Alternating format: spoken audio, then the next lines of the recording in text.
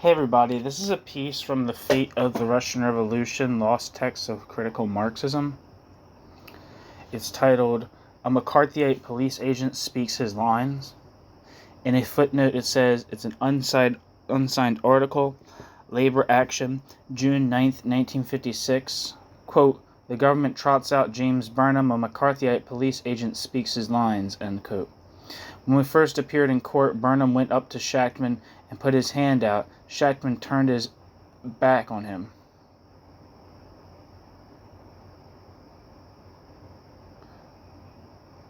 When he first appeared in court, I feel like I said we. I don't know. When he first appeared in court, Burnham went up to Max Shachtman and put his hand out. Shachtman turned his back on Burnham. So this is from 1956.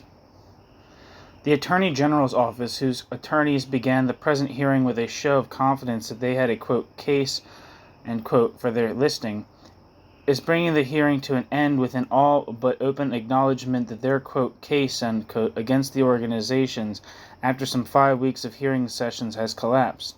20 minutes of testimonials in favor of the government, bracket, were given, end bracket, by its last-minute, quote, surprise, and, quote, witness and expert on the organization, James Burnham.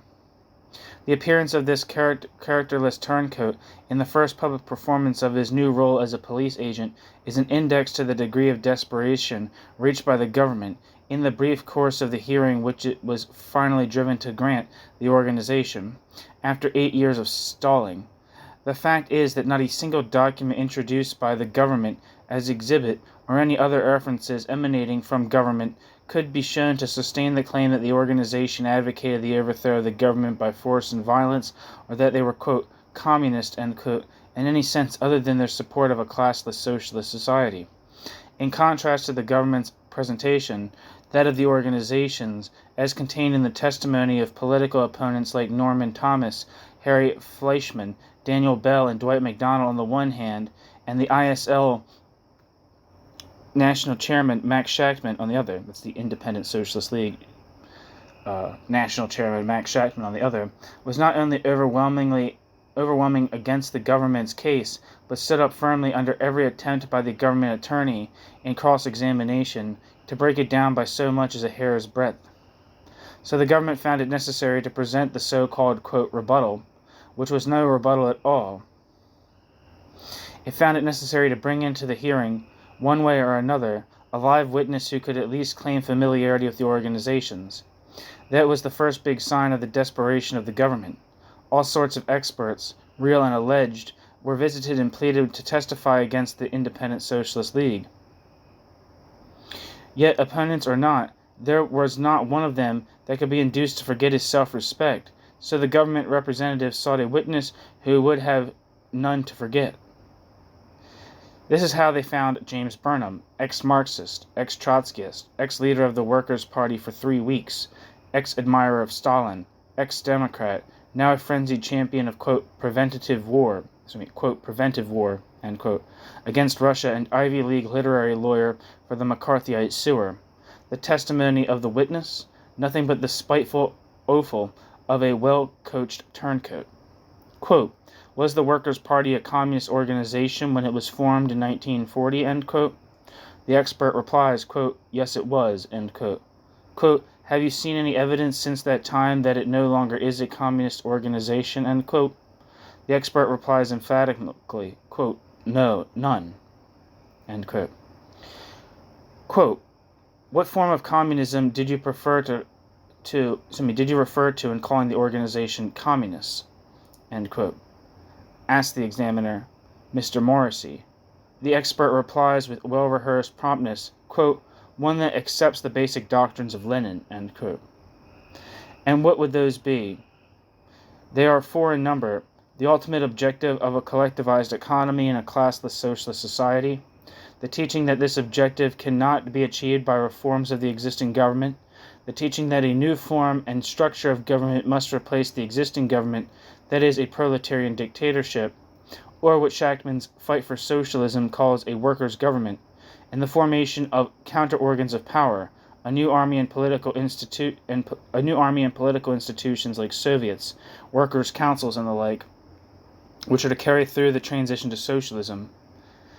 Do these organizations then advocate force and violence to achieve their ends? Asked Madrix, the government attorney. To this question, asked more than once by Madrix, and several times in the first part of the cross-examination by the organization's counsel, John Szilard, Burnham could not be induced to give a direct and honest answer. But then again, such an answer was not the purpose of his testimony. Do they advocate force and violence? Burnham replied, quote, "It inevitably follows from the analysis of society made by the Workers' Party," end quote. Does he know of such advocacy from any of the literature of the organization? It is brought out in the hearing that his direct knowledge of the three organizations is limited to the 3 or at most 4 weeks during which he was a member of the Workers' Party, that is, from the day he helped found it in April 1940 to the day he sent in his resignation from the party in May 1940. Burnham testified that when he joined the Trotskyist movement, he took the name, quote, John West. During the earlier cross-examination of Shachtman, Madrix had tried to show that the organizations, quote, ordered, end quote, members to take and use, quote, false names, end quote, as part of the government's effort to create around the organization the atmosphere of a secretive, conspiratorial, sinister movement. Burnham, in his new capacity as fiction writer for the government, tried to thicken this atmosphere for Madrix, even though he knows more than enough about the organizations to know, not just assume, but know, that the charge is fraudulent and preposterous. In fact, it turns out in those days he suffered from the, quote, illusion, end quote, that he could not teach at New York University and be a member of the Trotskyist organization under one and the same name, and that was his final testimony on this score. Under Rao's relentless prodding, Burnham admitted that Waterman, the Attorney General's man in charge of the case against the organizations, had visited him last September to ask him to testify for the government, but that he had declined the invitation on the ground that he, quote, preferred not to, end quote. Waterman visited him a 4th time, a week or 10 days before the session, according to Burnham. Waterman then, quote, outlined the progress of the case, end quote, and told Burnham that Norman Thomas, Harry Fleischman, Daniel Bell, and Dwight MacDonald had testified that the organizations did not advocate force and violence as the government charged. Waterman said to Burnham, quote, well, what's the trouble? Quote, well, that's the trouble. Their side always gets its people to come down. Our side doesn't, end quote. Thereupon, testified Burnham, quote, I decided to come. It was my duty, end quote. The end. Thank you for listening.